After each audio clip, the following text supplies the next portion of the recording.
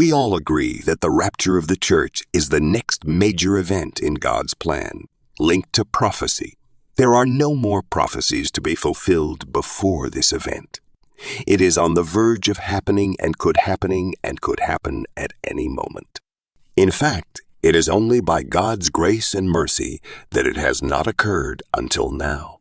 On this channel, several prophecies and signs are presented that indicate that we are approaching this event.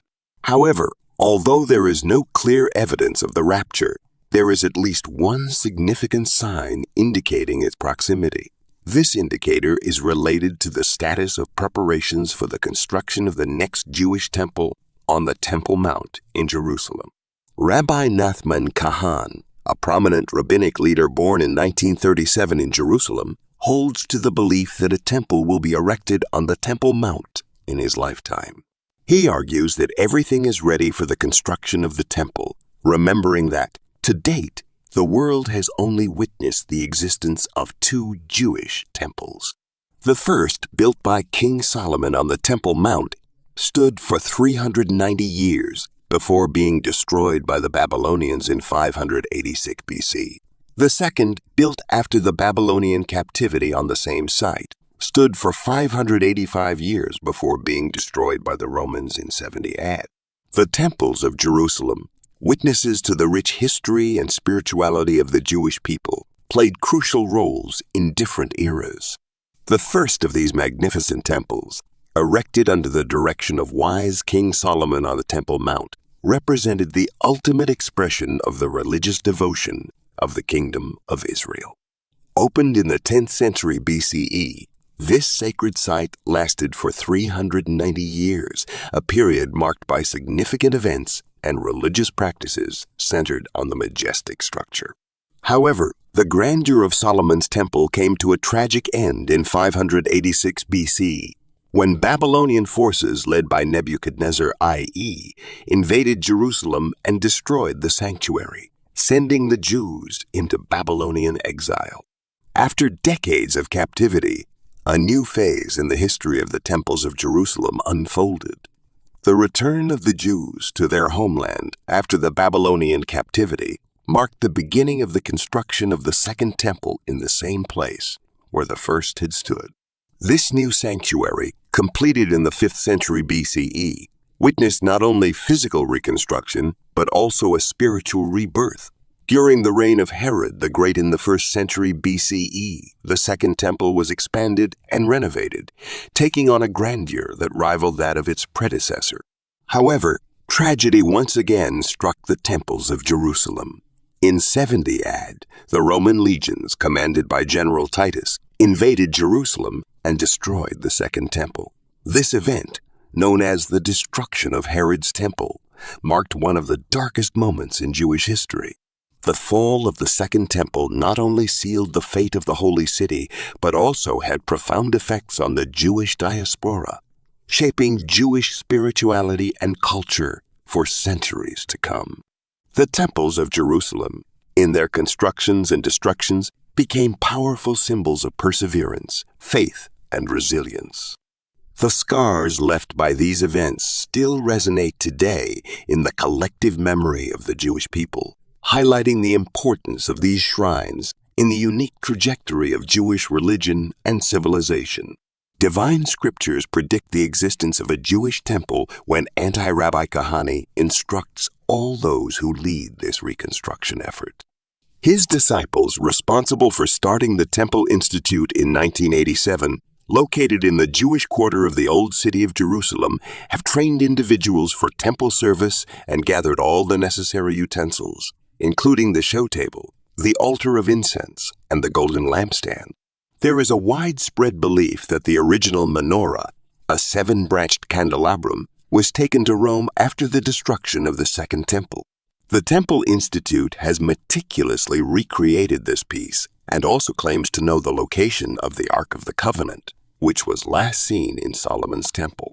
2 rabbis and a Jewish activist involved in reconstruction activities at the Third Temple claim to have visited the site, although Jews cannot pray there due to Muslim control.